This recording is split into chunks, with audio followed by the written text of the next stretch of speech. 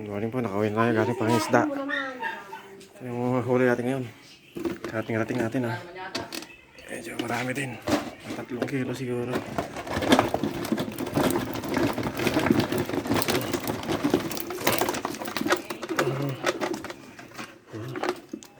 Halo-halo na lang po.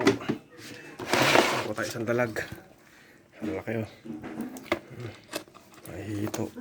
Magalaki ang hito. Tsaka tilapia. Malabo.